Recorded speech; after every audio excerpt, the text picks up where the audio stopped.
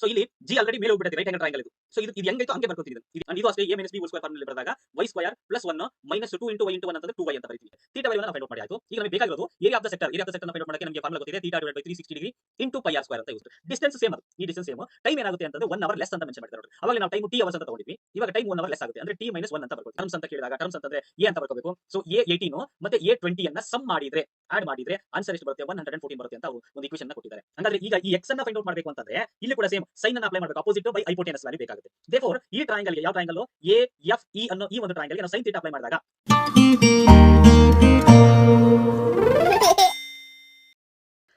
Hello hi welcome back to my channel. Last ವಿಡಿಯೋದಲ್ಲಿ application level problems ಅನ್ನ ನೋಡಿದ್ವಿ. ಈ ಒಂದು ವಿಡಿಯೋದಲ್ಲಿ ಅದೇ ಕಂಟೆಂಟ್ ಅಲ್ಲಿ ಕೆಲವೊಂದು ಬೇರೆ ಬೇರೆ ಪ್ರಾಬ್ಲಮ್ಸ್ ಗಳನ್ನ ಅದೇ ಒಂದು ಕಂಟೆಂಟ್ ಮೇಲೆ ನೋಡ್ತಾ ಹೋಗೋಣ. ಟ್ರಯಾಂಗಲ್ಸ್ ಗೆ ಸಂಬಂಧಪಟ್ಟಂತೆ 3 ಮಾರ್ಕಿಂದ ಒಂದು ಅಪ್ಲೈಡ್ ಕ್ವೆಶ್ಚನ್ ಅನ್ನ ನೋಡೋಣ.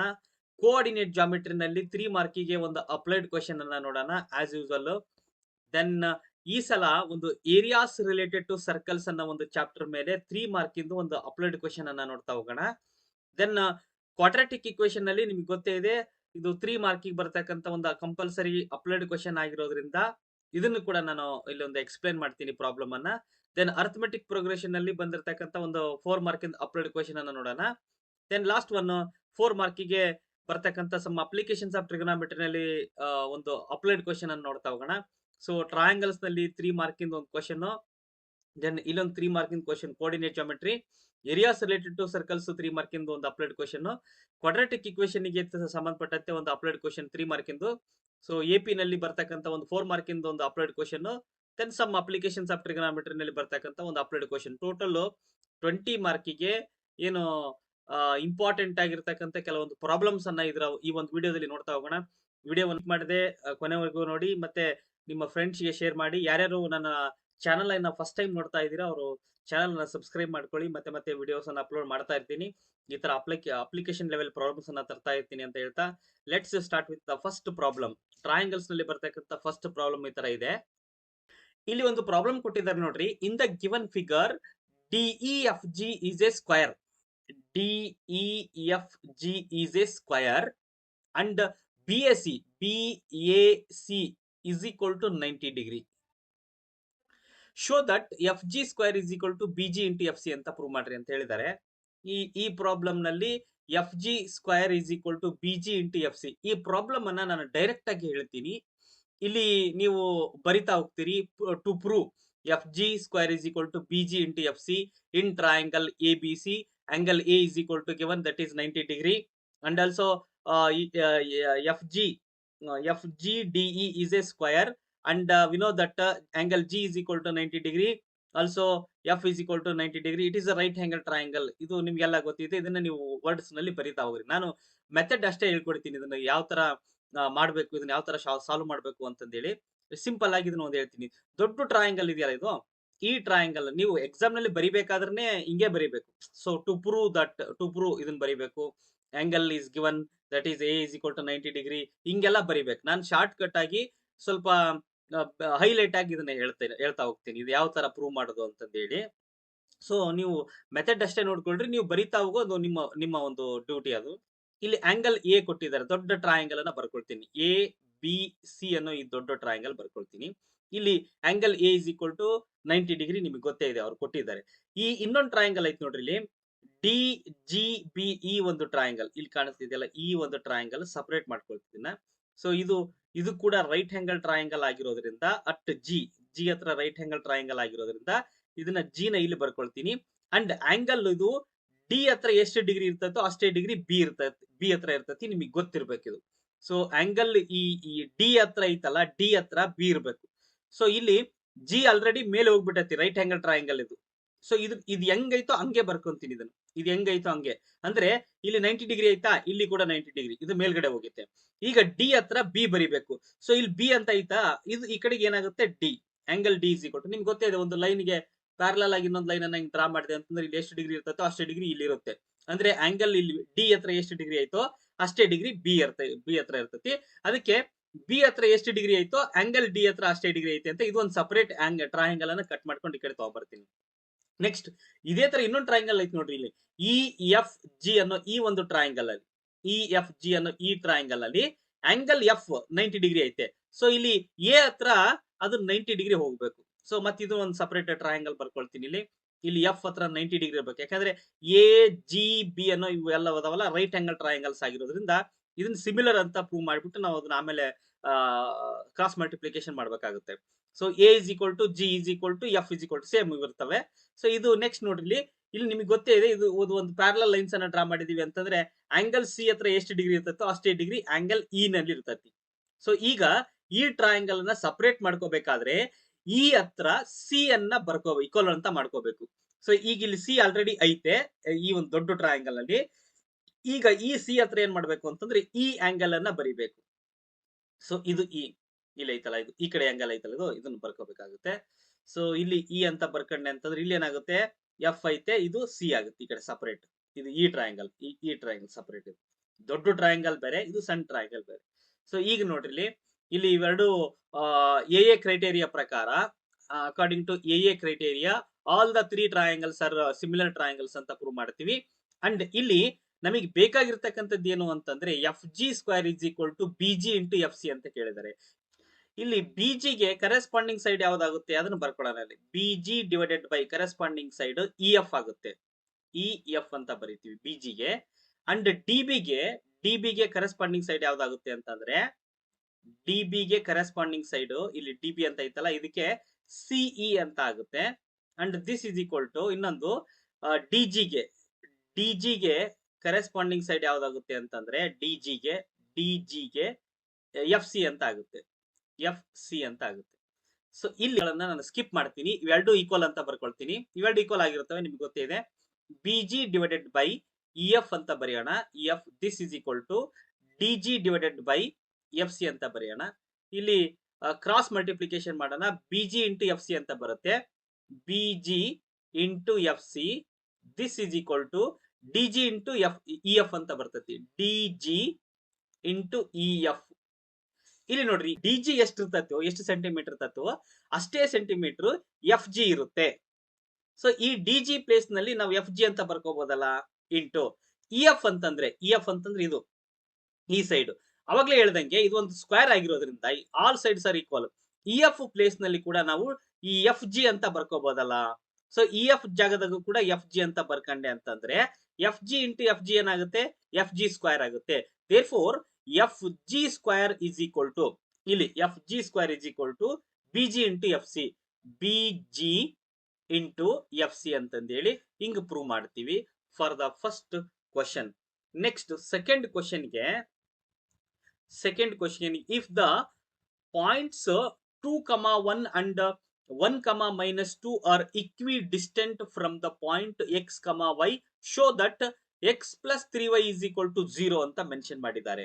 ಸೆಕೆಂಡ್ ಕ್ವಶನ್ಗೆ ಇಲ್ಲಿ ಎರಡು ಪಾಯಿಂಟ್ಸ್ ಗಳನ್ನ ಕೊಟ್ಟಿದ್ದಾರೆ. ಎರಡೂ ಪಾಯಿಂಟ್ಸ್ ಗಳು x1 y1 ಫಸ್ಟ್ನೇದು, ಸೆಕೆಂಡ್ನೇದು x2 y2 ಅಂತ ಕನ್ಸಿಡರ್ ಮಾಡೋಣ. ಇಲ್ಲಿ ಇಕ್ವಿಡಿಸ್ಟೆಂಟ್ ಅಂತ ಕೇಳಿದ್ದಾರೆ. ಒಂದು ಸ್ಟ್ರೇಟ್ ಲೈನ್ ಇಲ್ಲಿ ಮಿಡ್ಲಾಗ ಈ x, y ಅಂತ ತಗೊಂಡಿದೀವಿ. ಅಂಡ್ ಇದು ಒಂದು ಪಾಯಿಂಟ್ ಕೊಟ್ಟಿದ್ದಾರೆ 2,1 ಅಂತಂದೇಳಿ. ನಿಮಗೆ ರೆಫರೆನ್ಸ್ ಇರಲಿ ಅಷ್ಟೇ, ನೀವು ಪ್ರಾಬ್ಲಮ್ ಅನ್ನ ಮಾಡ್ಬೇಕಾದ್ರೆ ನೀಟಾಗಿ ಮಾಡ್ರಿ.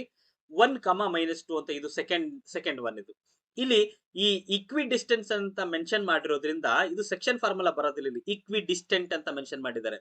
ಸೊ ಈ ಪಾಯಿಂಟ್ ಕೊಟ್ಬಿಟ್ಟು ಈ ನೇಮ್ ಕೊಟ್ಬಿಡೋಣ. ಇದಕ್ಕೆ ಎ, ಇದು ಬಿ, ಇದು ಸಿ ಅಂತ ಕೊಡೋಣ. ಈಗ ಎ ಸಿ ಡಿಸ್ಟೆನ್ಸ್ ಎಷ್ಟು ಸೆಂಟಿಮೀಟರ್ ಇರ್ತೈತೋ ಅಷ್ಟೇ ಸೆಂಟಿಮೀಟರ್ ಅಥವಾ ಅಷ್ಟೇ ಡಿಸ್ಟೆನ್ಸ್ ಬಿ ಸಿ ಇರುತ್ತೆ. ಹಂಗಾಗಿ ಡಿಸ್ಟೆನ್ಸ್ ಫಾರ್ಮುಲಾದಲ್ಲಿ ಈ ಡಿಸ್ಟೆನ್ಸ್ ಸೇಮ್ ಇರ್ತತಿ. ಹಾಗಾಗಿ ನಾವೇನ್ ಮಾಡ್ಬೇಕು ಅಂತಂದ್ರೆ ಈ ಫಸ್ಟ್ ಎ ಸಿ ಡಿಸ್ಟೆನ್ಸ್ ಅನ್ನ ಫೈಂಡ್ ಔಟ್ ಮಾಡಿ ಅದಕ್ಕೆ ಈಕ್ವಲ್ ಮಾಡ್ಕೊಂಡು, ಯಾವುದಕ್ಕೆ ಬಿ ಸಿ ಡಿಸ್ಟೆನ್ಸ್ಗೆ ಈಕ್ವಲ್ ಮಾಡ್ಕೊಂಡು ಕಂಪೇರ್ ಮಾಡಬೇಕು. ಸೊ ನಮಗೆ ಗೊತ್ತೇ ಇದೆ square root of x2 - x1 ಅಂತಂದ್ರೆ ನಾನು ಡೈರೆಕ್ಟ್ ಆಗಿ ಬರಿತೀನಿ. ಇಲ್ಲಿ ನಿಮ್ಗೆ ನೀವು ಸ್ವಲ್ಪ ನೀಟಾಗಿ ಮಾಡ್ಕೊಂತ ಹೋಗಿ. ಇಲ್ಲಿ ಎಕ್ಸ್ ಈ ಡಿಸ್ಟೆನ್ಸ್ ಇದು x1 y1 ಅಂತ ತಗೊಂಡ್ರೆ ಇದು x2 y2 ಅಂತ ಆಗುತ್ತೆ. ಡೈರೆಕ್ಟ್ ಆಗಿ ಬರಿತೀನಿ. ಇಲ್ಲಿ x - 2 ಹೋಲ್ ಸ್ಕ್ವೇರ್ ಅಂತ ಬರ್ತದೆ ಫಸ್ಟ್ನೇದು. x - 2 hole square plus y - 1 whole square, y - 1 hole square ಅಂತ ಬರ್ತದೆ. ದಿಸ್ ಈಸ್ ಈಕ್ವಲ್ ಟು ಇದು ಯಾವ್ದಿದು, ಇದು ಎ ಸಿ ಸೈಡ್ ಇದು, ಅಂಡ್ ಇದು ಬಿ ಸಿ ಸೈಡ್ ಇದು ಡಿಸ್ಟೆನ್ಸ್ ಫಾರ್ಮುಲಾದಲ್ಲಿ ಯೂಸ್ ಮಾಡ್ತಾ ಇದೀವಿ ಅಷ್ಟೇ. ಅಂಡ್ ಇಲ್ಲಿ ಇದು x1 y1 ಅಂತ ಕನ್ಸಿಡರ್ ಮಾಡಿದ್ರೆ ಇದು x2 y2 ಅಂತ ಆಗುತ್ತೆ. 1 ಮೈನಸ್ ಎಕ್ಸ್ ಹೋಲ್ ಸ್ಕ್ವೇರ್ ಅಂತ ಬರುತ್ತೆ. 1 minus x whole square plus -2 minus y whole square -2 minus y whole square ಅಂತ ಬರಿತೀವಿ. ಸ್ಕ್ವೇರಿಂಗ್ ಆನ್ ಬೋತ್ ಸೈಡ್ಸ್ ಮಾಡಿದಾಗ ಇಲ್ಲಿ ಸ್ಕ್ವೇರ್ ರೂಟ್ ಹೋಗುತ್ತೆ. ಇಲ್ಲಿ x ಮೈನಸ್ 2 ಹೋಲ್ ಸ್ಕ್ವೇರ್ ಅಂತಂದ್ರೆ ಇದನ್ನ a minus B whole square ಫಾರ್ಮ್ನೆ ಬರೀತೀವಿ. ಅಂದ್ರೆ a square plus 4 B square minus 2 to 4 4x ಅಂತ ಬರೀತೀವಿ ಒಂದು. ಅಂಡ್ ಇದು ಅಷ್ಟೇ a minus B whole square form ನಲ್ಲಿ ಬರೆದಾಗ y square plus 1 minus 2 into y into 1 ಅಂತಂದ್ರೆ 2y ಅಂತ ಬರೀತೀವಿ. ದೆನ್ ಅದೇ ತರ ಇದನ್ನು ಕೂಡ ಎಕ್ಸ್ಪೆಂಡ್ ಮಾಡಿದಾಗ ಏನಾಗುತ್ತೆ ಅಂತಂದ್ರೆ 1 ಅಂತಂದ್ರೆ 1 ಸ್ಕ್ವೇರ್ ಅಂತಂದ್ರೆ 1 ಪ್ಲಸ್ ಬಿ ಸ್ಕ್ವೇರ್ ಅಂತಂದ್ರೆ X square minus 2 into X into 1 ಅಂತಂದ್ರೆ 2x. ದೆನ್ ಇಲ್ಲಿ -2 ಹೋಲ್ ಸ್ಕ್ವೇರ್ ಅಂತಂದ್ರೆ 4 ಬರ್ತತಿ. Then minus y whole square ಅಂತಂದ್ರೆ y ಸ್ಕ್ವೇರ್ ಅಂತ ಬರುತ್ತೆ. -2 ಇಂಟು ಮೈನಸ್ ವೈ ಅಂತಂದ್ರೆ -2 ಇಂಟು ವೈ ಅಂತಂದ್ರೆ ಇಲ್ಲಿ ಪ್ಲಸ್ 4y ಅಂತ ಬರುತ್ತೆ. ಸೊ ಇಷ್ಟನ್ನು ನಾವಿಲ್ಲಿ ಬರ್ಕೊಂಡಿದೀವಿ. ಇದನ್ನ ಈ ಕಡೆಯಿಂದ ಆ ಕಡೆಗೆ ಆ ಕಡೆಯಿಂದ ಈ ಕಡೆಗೆ ಶಿಫ್ಟ್ ಮಾಡಿದಾಗ ನಾನು ಡೈರೆಕ್ಟ್ ಆಗಿ ಬರೀತೀನಿ. ಇಲ್ಲಿ X square get cancel and ಇಲ್ಲಿ ಪ್ಲಸ್ 4 ಈ ಪ್ಲಸ್ 4 ಮೈನಸ್ ಅದು 0 ಆಗುತ್ತೆ. ದೆನ್ ಇಲ್ಲಿ y ಸ್ಕ್ವೇರ್ ಹೋಗುತ್ತೆ. ದೆನ್ ಇಲ್ಲಿ ಏನ್ ಉಳಿತೈತಿ ಅಂತಂದ್ರೆ -4x ಉಳ್ಕೊಂಡಿದೆ, ಮೈನಸ್ ಇಲ್ಲಿ -2y ಉಳ್ಕೊಂಡಿದೆ. ಇಲ್ಲಿ ಪ್ಲಸ್ 1 ಈ ಕಡೆ ಪ್ಲಸ್ 1 ಅದು 0 ಆಗಿಬಿಡುತ್ತೆ ನೋಡ್ರಿ. ಇಲ್ಲಿ ಉಳ್ಕೊಂಡಿದ್ದೆ -4x -2y is equal to ಇಲ್ಲಿ -2x ಉಳ್ಕೊಂಡಿದೆ ಅಂಡ್ ಪ್ಲಸ್ 4y ಅಂತ ಮಾತ್ರ ಉಳ್ಕೊಂಡಿದೆ. ಇದನ್ನೆಲ್ಲ ಈ ಕಡೆ ತಗೊಂಡ್ಬಂದಾಗ ಏನಾಗುತ್ತೆ ಅಂತಂದ್ರೆ, ಅಥವಾ ಇದನ್ನೆಲ್ಲ ತಗೊಂಡೋಗಿ ಆ ಕಡೆ ಹೋದಾಗ ಇಲ್ಲಿ ಕಂಪ್ಲೀಟ್ ಆಗಿ 0 ಆಗುತ್ತೆ. This is equal to -2x ಪಕ್ಕದಲ್ಲಿ ಪ್ಲಸ್ 4y ಅಂತ ಬರೀತೀವಿ, 4x ಅಂತ ಬರೀತೀವಿ. ಅಂಡ್ ಪ್ಲಸ್ 4y ಪಕ್ಕದಲ್ಲಿ ಇದು ಈ ಕಡೆ ಬಂತು ಅಂತಂದ್ರೆ ಪ್ಲಸ್ 2y ಅಂತ ಬರೀತೀವಿ. ಈ -2y ಈ ಕಡೆ ಬಂತು ಅಂದ್ರೆ ಪ್ಲಸ್ 2y ಅಂತ ಆಗುತ್ತೆ. ಇದು ನಿಮಗೆ ಗೊತ್ತೇ ಇದೆ. ದಿಸ್ ಇಸ್ ಈಕ್ವಲ್ ಟು 4 ನಲ್ಲಿ 2 ಸಬ್ಟ್ರಾಕ್ಷನ್ ಮಾಡಿದೆ ಅಂತಂದ್ರೆ 2x ಅಂತ ಬರುತ್ತೆ. 2x ಪ್ಲಸ್ ಇದು 2 ಪ್ಲಸ್ 4 ಆಡ್ ಮಾಡಿದ್ರೆ 6y ಅಂತ ಬರುತ್ತೆ. ಹಂಗಾದ್ರೆ 2x plus 6y is equal to 0 ಅಂತ ಬಂದಿದೆ. ಬಟ್ ನಮಗೆ ಪ್ರೂವ್ ಮಾಡ್ಬೇಕಾಗಿರೋದು x plus 3y is equal to 0 ಅಂತೆ.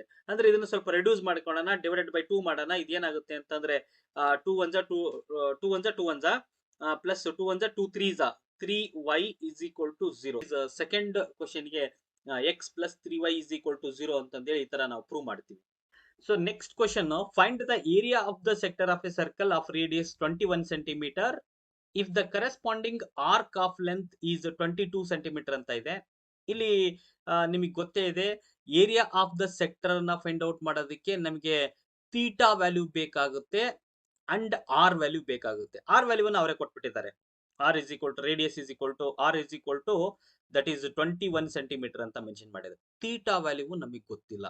ಸೊ ಥೀಟಾ ವ್ಯಾಲ್ಯೂವನ್ನ ಫೈಂಡ್ ಔಟ್ ಮಾಡ್ಕೋಬೇಕು ಅಂತಂದ್ರೆ ಇಲ್ಲಿ ನೋಡ್ರಿ, ಅವರು ಇಂಡೈರೆಕ್ಟ್ ಆಗಿ the corresponding arc of length is 22 centimetre ಅಂತ ಮೆನ್ಷನ್ ಮಾಡಿದ್ದಾರೆ. ಅಂದ್ರೆ ಇಂಡೈರೆಕ್ಟ್ ಆಗಿ ಥೀಟಾ ವ್ಯಾಲ್ಯೂ ಕೊಟ್ಟಿದ್ದಾರೆ. That is theta divided by 360 degree into 2 pi R is equal to 22 centimetre ಅಂತ ಅವರೇ ಫೈಂಡ್ ಔಟ್ ಮಾಡಿಕೊಟ್ಬಿಟ್ಟಿದ್ದಾರೆ. ಈಗ ನಾವು theta by 360 into pi R square ವ್ಯಾಲ್ಯೂವನ್ನ ಫೈಂಡ್ ಔಟ್ ಮಾಡಬೇಕು ಅಂತಂದ್ರೆ ಮತ್ತೆ ನಾವು ಥೀಟಾ ವ್ಯಾಲ್ಯೂವನ್ನ ಫೈಂಡ್ ಔಟ್ ಗೊತ್ತಿಲ್ಲ, ಅದನ್ನ ಹಂಗೆ ಬರ್ಕೊಳ್ಳೋಣ. Theta divided by 360 degree into 2 into 22 divided by 7 into R ಅಂತಂದ್ರೆ ರೇಡಿಯಸ್ ಕೊಟ್ಟಿದ್ದಾರೆ, ಅವ್ರು ಎಷ್ಟು ಕೊಟ್ಟಿದ್ದಾರೆ. So 21 into 21 is equal to 22 ಅಂತ ಇದನ್ನ ಆಸ್ ಇಟ್ ಇಸ್ ಹಂಗೆ ಬರ್ಕೊಳ್ತೀವಿ. ಇಲ್ಲಿ ಥೀಟಾ ವ್ಯಾಲ್ಯೂ ಗೊತ್ತಿಲ್ಲ, ಅದನ್ನ ಹಂಗೆ ಬರ್ಕೊಳ್ಳೋಣ. ಅಂಡ್ 7 1 7 3 ಇಲ್ಲಿ ಕ್ಯಾನ್ಸಲೇಷನ್ ಮಾಡೋಣ. ದೆನ್ ಇಲ್ಲಿ 3 1 3 12 3 12 36 ಅಂಡ್ ಇಲ್ಲೊಂದು 0 ಬರುತ್ತೆ. ದೆನ್ ಇಲ್ಲಿ 2 1 2 60 ನೆಕ್ಸ್ಟ್ ಇಲ್ಲಿ 2 30 ಅಂಡ್ 2 11 ಅಂಡ್ ಇಲ್ಲಿ 11 1 11 2 ಕ್ಯಾನ್ಸಲ್ ಮಾಡ್ತೀವಿ. And theta is equal to ಈ ಒಂದು 30 ಅನ್ನೋದು 2 ಜೊತೆಗೆ ಮಲ್ಟಿಪ್ಲಿಕೇಶನ್ ಆಗಿ ಹೋಗ್ಬಿಡುತ್ತೆ. ಥೀಟಾ ಇಸ್ ಈಕ್ವಲ್ ಟು ಎಷ್ಟು ಡಿಗ್ರಿ ಬರುತ್ತೆ, 60 ಡಿಗ್ರಿ ಬರುತ್ತೆ. ಥೀಟಾ ವ್ಯಾಲ್ಯೂವನ್ನ ನಾವು ಫೈಂಡ್ ಔಟ್ ಮಾಡಿ ಆಯ್ತು. ಈಗ ನಮಗೆ ಬೇಕಾಗಿರೋದು area of the sector. Area of the sector ನ ಫೈಂಡ್ ಔಟ್ ಮಾಡೋಕೆ ನಮಗೆ ಫಾರ್ಮುಲಾ ಗೊತ್ತಿದೆ. Theta divided by 360 degree into pi R square ಅಂತ ಯೂಸ್ ಮಾಡ್ತೀವಿ. This is equal to 60 divided by 360 degree into 22 divided by 7 into R ಅಂತಂದ್ರೆ r value ಗೊತ್ತೇ ಇದೆ, 21 into 21 R square ಅಂತ ಐತಲ್ಲ, 21 ಇಂಟು 21. ಸೊ ಇಲ್ಲಿ 0 0 ಗೆಟ್ ಕ್ಯಾನ್ಸಲ್, 6 1 6 6 ಕ್ಯಾನ್ಸಲ್ ಮಾಡ್ತೀವಿ. And 7 1 7 3 cancel ಮಾಡ್ತೀವಿ. 3 1 3 2 2 1 2 11 ಇನ್ನೇನು ಉಳಿಯುತ್ತೆ ಅಂತಂದ್ರೆ 11 ಇಂಟು 21 ಅಂತ ಉಳಿಯುತ್ತೆ. 21 ಒನ್ ಜಾ 21, 2 ಕ್ಯಾರಿ, 21 ಒನ್ ಜಾ 21, 21ಗೆ 2 ಆಡ್ ಮಾಡಿದೆ ಅಂತಂದ್ರೆ 23 ಅಂತ ಬರುತ್ತೆ. Therefore the area of the sector of a circle is 231 square centimetre ಅಂತಂದೇಳಿ ಈ ಒಂದು ಥರ್ಡ್ ಕ್ವಶನ್ಗೆ ನಾವು ಆನ್ಸರ್ ಬರಿತಾ ಹೋಗ್ತೀವಿ. So next question, a plane takes 1 hour less to travel a journey of 1200 kilometer.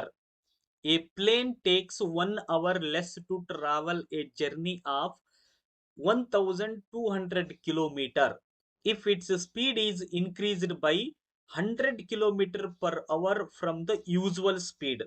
Find the speed of the plane ಅಂತ ಕೇಳಿದ್ದಾರೆ. So ಇಲ್ಲಿ ಕಾನ್ಸೆಪ್ಟ್ ಅನ್ನ ಅರ್ಥ ಮಾಡ್ಕೋಬೇಕು ನೀವು. ಇಲ್ಲಿ ಏನ್ ಕೊಟ್ಟಿದ್ದಾರೆ ಅಂತಂದ್ರೆ, ಒಂದು ಪ್ಲೇನು ಒಂದು ಡೆಸ್ಟಿನೇಷನ್ ಇಂದ ಇನ್ನೊಂದು ಡೆಸ್ಟಿನೇಷನ್ಗೆ, ಅಂದ್ರೆ ಇದ್ರ ಡಿಸ್ಟೆನ್ಸ್ ಅನ್ನ ಕೊಟ್ಟಿದ್ದಾರೆ, ದಟ್ ಈಸ್ 1200 ಕಿಲೋಮೀಟರ್. ಮಾಮೂಲಿಯಾಗಿ ಒಂದು ಯೂಶುವಲ್ ಸ್ಪೀಡ್ ನಲ್ಲಿ ಹೋಗ್ತಾ ಇದ್ದೆ ಅಂದ್ರೆ ಸಮ್ ಟೈಮ್ ಅಂತ ತಗೊಳುತ್ತೆ. 10 ಅವರ್ಸ್ 8 ಅವರ್ಸ್ ಹಿಂಗೇನೋ ತಗೊಳುತ್ತೆ. ಫಾರ್ ಎಕ್ಸಾಂಪಲ್ 10 ಅವರ್ಸ್ ತಗೊಂಡೆ ಅಂತಂದ್ರೆ ಅದ್ರ ಸ್ಪೀಡ್ ಏನಾಗುತ್ತೆ, 120 ಕಿಲೋಮೀಟರ್ ಅಂತ ಆಗುತ್ತೆ. 10 ಅವರ್ಸ್ ತಗೊಂಡು 1 ಅವರ್ಗೆ 120 ಕಿಲೋಮೀಟರ್ ಹೋದ್ರೆ 2 ಅವರ್ಗೆ 240, 3 ಅವರ್ಗೆ ಇದೇ ತರ 10 ಅವರ್ಸ್ಗೆ ಜರ್ನಿ ಮಾಡಿದೆ ಅಂತಂದ್ರೆ ಎಷ್ಟಾಗುತ್ತೆ, 1200 ಕಿಲೋಮೀಟರ್ ಜರ್ನಿ ಮಾಡುತ್ತೆ ಅದು 10 hours. If it speed is increased by 100 kilometer per hour, ಅಂದ್ರೆ ಸ್ವಲ್ಪ ಜಾಸ್ತಿ ಮಾಡಿಬಿಟ್ಟೆ ಅಂತಂದ್ರೆ, ಬೇಗ ಸ್ವಲ್ಪ ಸ್ಪೀಡ್ ಅನ್ನ ಜಾಸ್ತಿ ಮಾಡಿದೆ ಅಂತಂದ್ರೆ, ಈಗ ಸ್ಟಾರ್ಟಿಂಗ್ ಅದು 120 ಕಿಲೋಮೀಟರ್ ಅಂತ ಇತ್ತು, ಈಗ ಅದು 130 ಒಂದು 100 ಕಿಲೋಮೀಟರ್ ಜಾಸ್ತಿ ಮಾಡಿದೆ ಅಂದ್ರೆ 230 ಕಿಲೋಮೀಟರ್ ಆಗುತ್ತೆ. 230 ಕಿಲೋಮೀಟರ್ ಪರ್ ಅವರ್ ನಲ್ಲಿ ಹೋಯ್ದೆ ಅಂತಂದ್ರೆ ಈ ಸ್ಪೀಡ್ ಐತಲ್ಲ 10 ಅವರ್ಸ್ ನಲ್ಲಿ ತಗೊಳ್ತಿರ್ತಾರ, ಅದು ಒಂದು 9 ಅವರ್ಸ್ ನಲ್ಲಿ ತಗೊಳುತ್ತೆ ಅಂತ ಒಂದು ಎಕ್ಸಾಂಪಲ್ ಅನ್ನ ಎಕ್ಸ್ಪ್ಲೇನ್ ಮಾಡಿದೀನಿ ಇಲ್ಲಿ. ಸೊ ಇದು ಒಂದು ಕಾನ್ಸೆಪ್ಟ್. ಈಗ ಆ ಸ್ಪೀಡ್ ಅನ್ನ ನೀವು ಫೈಂಡ್ ಔಟ್ ಮಾಡ್ರಿ ಅಂತ ಕ್ವಶನ್ ಕೇಳಿದರೆ, ನೀವು ಸ್ಟಾರ್ಟಿಂಗ್ ಅಲ್ಲಿ ಬರ್ಕೊಂತೀರಿ, let the speed of the usual speed of the plane is X kilometre per hour ಅಂತ ಬರ್ಕೊಂತೀರಿ. ನಾನು ಇದು ಸಿಂಪಲ್ ಕಾನ್ಸೆಪ್ಟ್ ಅನ್ನು ಹೇಳ್ತೀನಿ. ಈ ತರದ್ದು ಒಂದು ಬಂದಾಗ ನಮಗೆ ಗೊತ್ತೇ ಇದೆ, s is equal to distance divided by time ಅಂತ. ಸೊ ಇಲ್ಲಿ ಎಸ್ ಅಂದ್ರೆ ಸ್ಪೀಡ್, ಸ್ಟಾರ್ಟಿಂಗ್ ಸ್ಪೀಡ್ ಅಂತ ತಗೊಳ್ಳೋಣ. ಸ್ಟಾರ್ಟಿಂಗ್ ಸ್ಪೀಡ್ ಎಕ್ಸ್ ಅಂತ ಅನ್ಕೊಳ್ಳೋಣ. ಅಂಡ್ ಡಿಸ್ಟೆನ್ಸ್ ಗೊತ್ತೇ ಇದೆ 1200 kilometre and divided by time ಗೊತ್ತಿಲ್ಲ ನಮಗೆ, ಆ ಟೈಮ್ ಟಿ ಅವರ್ಸ್ ಅಂತ ಆಗ್ಲಿ. ಸ್ಟಾರ್ಟಿಂಗ್ ಮುಂಚೆ 10 ಅವರ್ಸ್ ಅಂತ ನಾವೇನ್ ಮೆನ್ಷನ್ ಮಾಡಿದ್ವಲ್ಲ, ಆ ತರ ಸ್ಟಾರ್ಟಿಂಗ್ ಅದು ಗೊತ್ತಿಲ್ಲ ನಮ್ಗೆ, ಟಿ ಅವರ್ಸ್ ಅಂತ ತಗೊಳ್ಳೋಣ. ಸೊ ಇದು ಒಂದು ಕಾನ್ಸೆಪ್ಟ್, ಅಂದ್ರೆ ಇದು ಒಂದು ಕಂಡೀಷನ್ ಆಗುತ್ತೆ.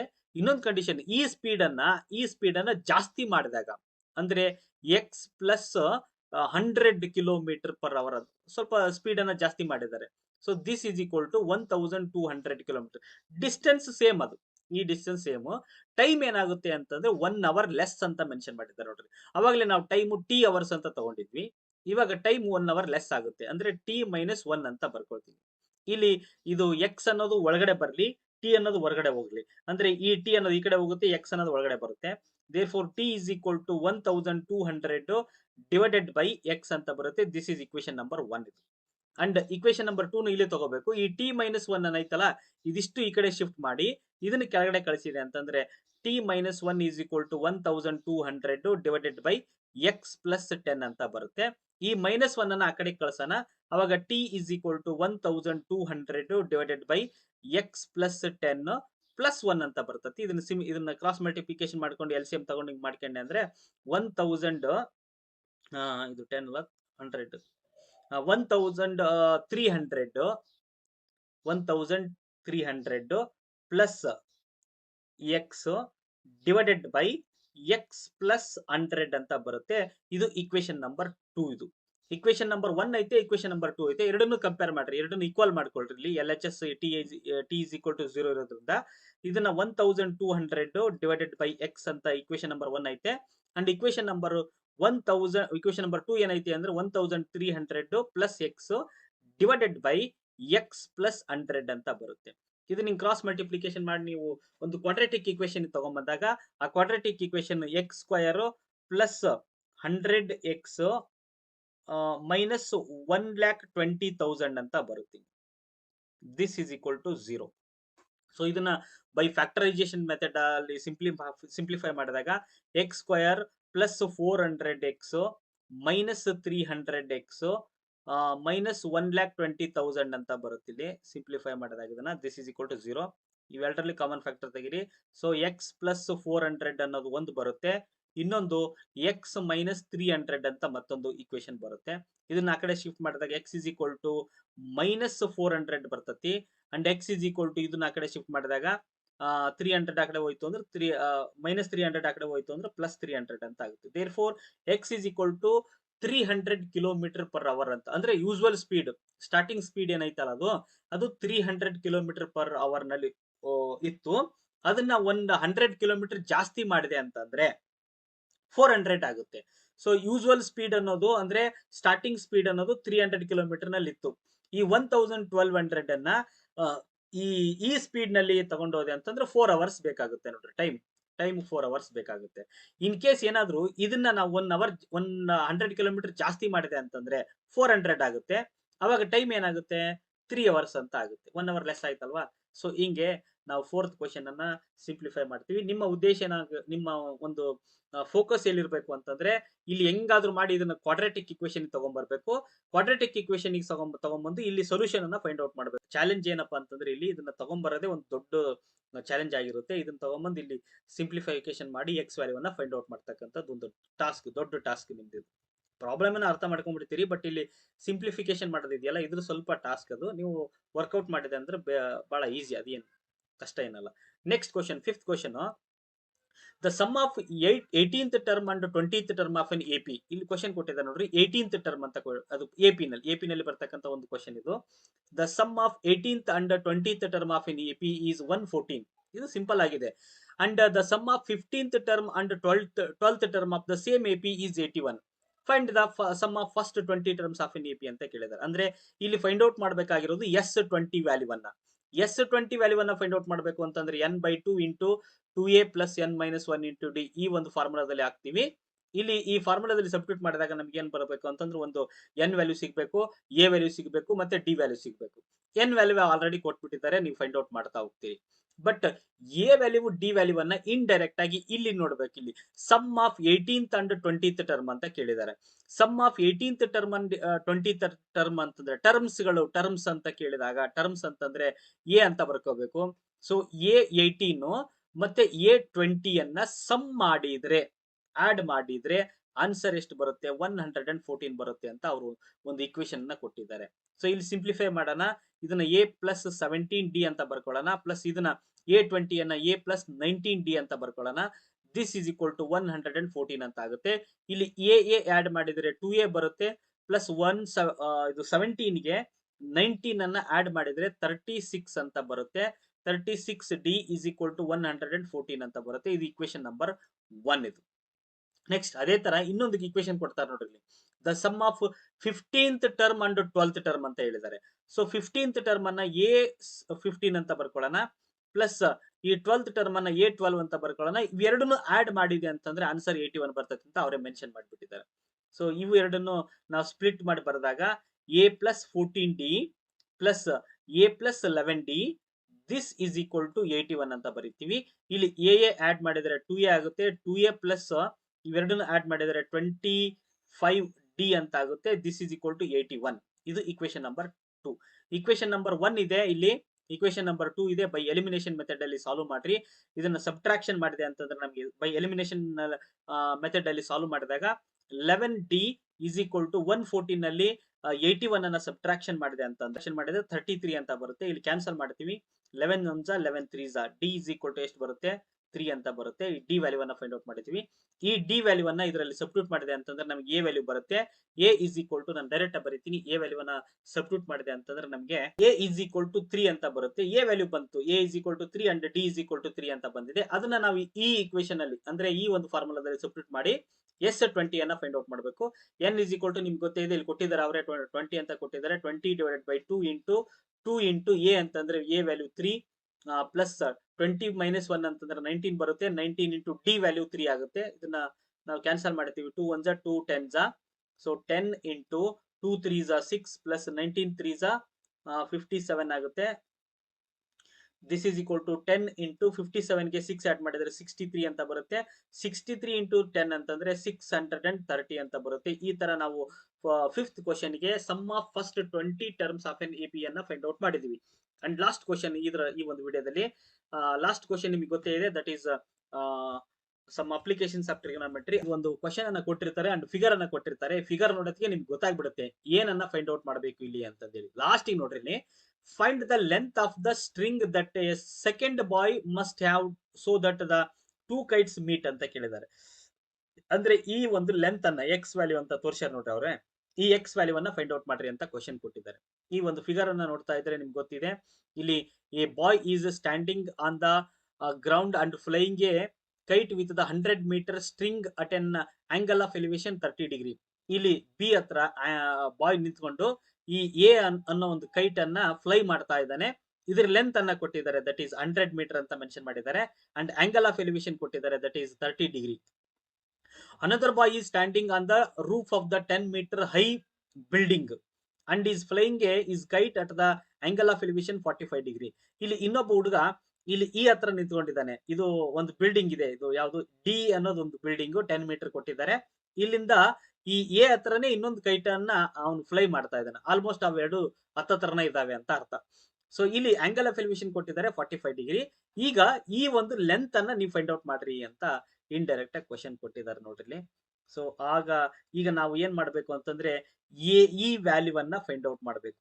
ಎ ಇ ವ್ಯಾಲ್ಯೂವನ್ನ ಫೈಂಡ್ ಔಟ್ ಮಾಡಬೇಕು ಅಂತಂದ್ರೆ ನಮಗೆ ಈ ಎ ಎಫ್ ವ್ಯಾಲ್ಯೂ ಬೇಕಾಕತಿ ಅಥವಾ ಎಫ್ ಇ ವ್ಯಾಲ್ಯೂ ಬೇಕಾಕತಿ. ಇದನ್ನ ಫೈಂಡ್ ಔಟ್ ಮಾಡಬೇಕು ಅಂತಂದ್ರೆ ನಾವು ಈ ಕಡೆ ಟ್ರಯಾಂಗಲ್ ಬರ್ತೀವಿ. ಈ ಕಡೆ ಟ್ರಯಾಂಗಲ್ ನಲ್ಲಿ ಇಲ್ಲಿ ಆಲ್ರೆಡಿ 10 ಮೀಟರ್ ಇದೆ. ಸೊ ಎ ಎಫ್ ವ್ಯಾಲ್ಯೂವನ್ನ ಫೈಂಡ್ ಔಟ್ ಮಾಡ್ಬೇಕಪ್ಪ ಅಂತಂದ್ರೆ ನಾವು ಇದನ್ನ ಆಲ್ರೆಡಿ ಎಕ್ಸ್ ಅಂತ ತಗೊಂಡಿರೋದ್ರಿಂದ ಇದನ್ನ ವೈ ಅಂತ ತಗೊಳ್ಳೋಣ. ಎ ಎಫ್ ವ್ಯಾಲ್ಯೂವನ್ನ ವೈ ಅಂತ ಅನ್ಕೊಳ್ಳೋಣ. ಅಂಡ್ ಬಿ ಸಿ ವ್ಯಾಲ್ಯೂ ನಮಗೆ ಏನ್ ಬೇಕಾಗಲ್ಲ. ಎ ಇಂದ ಹಿಡಿದು ಸಿ ವರೆಗೂ ಏನಾಯ್ತಲ್ಲ ಇದು ಅಪೋಸಿಟ್ ವ್ಯಾಲ್ಯೂ. ಅಪೋಸಿಟ್ ವ್ಯಾಲ್ಯೂ ಅಂತಂದ್ರೆ ಇದನ್ನ ವೈ ಅಂತ ತಗೊಂಡಿದೀವಿ, ಇದನ್ನ 10 ಅಂತ ಇಲ್ಲಿ 10 ಕೊಟ್ಟಿದಾರಲ್ಲ, ಇದು ಸೇಮ್ ಇರ್ತೈತಿ, ಇದು 10. ಸೊ ವೈ ಪ್ಲಸ್ 10 ಏನಾಗುತ್ತೆ, ಅಪೋಸಿಟ್ ವ್ಯಾಲ್ಯೂ ಆಗುತ್ತೆ. ಅಂಡ್ ಹೈಪೋಟೇನಸ್ ವ್ಯಾಲ್ಯೂವನ್ನ ಅವ್ರು ಕೊಟ್ಟಿದ್ದಾರೆ. ಹಂಗಾದ್ರೆ ನಾವೀಗ ಅಪೋಸಿಟ್ ಮತ್ತೆ ಹೈಪೋಟೇನಸ್ ಇರ್ತಕ್ಕಂಥ ಟ್ರಿಗೊನೋಮೆಟ್ರಿಕ್ ರೇಷಿಯೋ ಯಾವುದು ಅಂತಂದ್ರೆ sine theta. So in triangle, ಯಾವ ಟ್ರಯಾಂಗಲ್ ಅದು, ಬಿ ಸಿ ಎ ಅನ್ನೋ ಈ ಟ್ರಯಾಂಗಲ್ ಗೆ ಸೈನ್ ಥೀಟಾವನ್ನ ಅಪ್ಲೈ ಮಾಡಬೇಕಾಗುತ್ತೆ. Sine theta is equal to opposite value y plus 10 ಅಂತ ಬರೆಯೋಣ, ಡಿವೈಡೆಡ್ ಬೈ ಹೈಪೋಟೇನಸ್ ವ್ಯಾಲ್ಯೂ 100 ಐತೆ, 100 ಅನ್ನ ಬರ್ಕೊಳ್ಳೋಣ. ಸೊ ಇಲ್ಲಿ ಸೈನ್ ಥೀಟಾ ವ್ಯಾಲ್ಯೂ 30 ಡಿಗ್ರಿ ಐತೆ ನೋಡ್ರಿ, ಅದನ್ನ ಡೈರೆಕ್ಟ್ ಆಗಿ ಬರೀತೀನಿ ನಾನು. 1/2 sine 30 degree value 1/2 this is equal to y plus 10 divided by 100 ಅಂತ ಬರೀತೀವಿ. ಕ್ರಾಸ್ ಮಲ್ಟಿಪ್ಲಿಕೇಶನ್ ಮಾಡಿದಾಗ 2 ಇಂಟು ವೈ 2y ಆಗುತ್ತೆ, ಪ್ಲಸ್ 10 2 20 ಅಂತ ಆಗುತ್ತೆ. 20 ಇಸ್ ಈಕ್ವಲ್ ಟು 100 ಆಗುತ್ತೆ. ಸೊ ಇದನ್ನ ಆ ಕಡೆ ಶಿಫ್ಟ್ ಮಾಡೋಣ ಹಿಂಗೆ. So 2y is equal to ಅದು 80 ಬರುತ್ತತಿ. ಅಂಡ್ 2 1 240 ಕ್ಯಾನ್ಸಲ್ ಮಾಡ್ತೀವಿ. y ಇಸ್ ಈಕ್ವಲ್ ಟು ಎಷ್ಟು ಬರುತ್ತೆ ಅಂತಂದ್ರೆ 40 ಅಂತ ಬರುತ್ತೆ. ಸೊ ನಾವು ಈಗ ಫೈಂಡ್ ಔಟ್ ಮಾಡಿದ್ದು y ವ್ಯಾಲ್ಯೂ, ಈ ವ್ಯಾಲ್ಯೂವನ್ನ ಫೈಂಡ್ ಔಟ್ ಮಾಡಿದೀವಿ, ದಟ್ ಈಸ್ 40 ಮೀಟರ್ ಅಂತ ಇದೆ. ಹಂಗಾದ್ರೆ ಈಗ ಈ ಎಕ್ಸ್ ಅನ್ನ ಫೈಂಡ್ ಔಟ್ ಮಾಡಬೇಕು ಅಂತಂದ್ರೆ ಇಲ್ಲಿ ಕೂಡ ಸೇಮ್ ಸೈನ್ ಅನ್ನ ಅಪ್ಲೈ ಮಾಡಬೇಕು, ಅಪೋಸಿಟ್ ಬೈ ಹೈಪೋಟೇನಸ್ ವ್ಯಾಲ್ಯೂ ಬೇಕಾಗುತ್ತೆ. ದೇರ್ಫೋರ್ ಈ ಟ್ರಯಾಂಗಲ್ ಗೆ, ಯಾವ ಟ್ರಯಾಂಗಲ್, ಎ ಎಫ್ ಇ ಅನ್ನೋ ಈ ಒಂದು ಟ್ರಯಾಂಗಲ್ ಗೆ ನಾವು ಸೈನ್ ಥೀಟಾ ಅಪ್ಲೈ ಮಾಡಿದಾಗ sine theta is equal to this sine theta is equal to ಇಲ್ಲಿ ಆಲ್ರೆಡಿ ಫೈಂಡ್ ಔಟ್ ಮಾಡ್ಬಿಟ್ಟಿದ್ವಿ ಅಪೋಸಿಟ್ ಸೈಡ್ ಅಂದ್ರೆ 40 ಡಿವೈಡೆಡ್ ಬೈ ಇದು ಹೈಪೋಟೆನಸ್ ಸೈಡ್ ನಮಗೆ ಗೊತ್ತಿಲ್ಲ, ಅದನ್ನ ಎಕ್ಸ್ ಅಂತ ಕನ್ಸಿಡರ್ ಮಾಡಿದೀವಿ. ಸೊ ಎಕ್ಸ್ ಅಂತ ಬರ್ಕೊಳ್ಳೋಣ. ಸೈನ್ 30 ಡಿಗ್ರಿ ವ್ಯಾಲ್ಯೂ 45 ಡಿಗ್ರಿ ಐತೆ, ಅಂದ್ರೆ ಥೀಟಾ ವ್ಯಾಲ್ಯೂ 45 ಡಿಗ್ರಿ ಐತೆ. ಸೈನ್ 45 ಡಿಗ್ರಿ ಅಂತಂದ್ರೆ 1/√2 ಅಂತ ಬರುತ್ತೆ. 1/√2 is equal to 40 divided by x ಅಂತ ಬರಿತೀವಿ. ಕ್ರಾಸ್ ಮಲ್ಟಿಪ್ಲಿಕೇಶನ್ ಮಾಡಿದಾಗ x is equal to 40√2 meter ಅಂತ ಬರಿತೀವಿ. ಈಗ ನಾವು ಫೈಂಡ್ ಔಟ್ ಮಾಡಿದ್ದು ಈ ಒಂದು ಲೆಂತ್.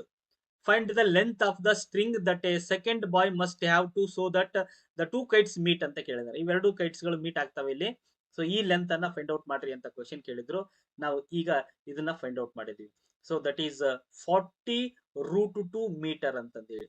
ಹಿಂಗೆ ನಾವು ಒಂದು 6 ಕ್ವಶನ್ಸ್ ಗಳನ್ನ, ಅಪ್ಲೋಡ್ ಕ್ವಶನ್ಸ್ ಗಳನ್ನ ನೋಡಿದ್ವಿ. ಇಲ್ಲಿ ನಾನು ಕೆಲವೊಂದು ಡೈರೆಕ್ಟ್ ಆಗಿ ಬರ್ತಿದ್ದೀನಿ, ಕೆಲವು ನೀವು ಈ ತರ ಬರದೇ ಮಾರ್ಕ್ಸ್ ಕೊಡೋದಿಲ್ಲ, ಅದನ್ನ ಡೀಟೇಲ್ ಆಗಿ ಬರೀತಾ ಹೋಗ್ಬೇಕು. Let AF value is y, we will consider as y, and we know that EF is ED is equal to 10 meter, also FC is equal to 10 meter, and the angle of elevation that is given 30 degree in triangle BCA, and angle of elevation given that is 45 degree in triangle AFE at E ಅಂತ, AFE at E ಅಂತ.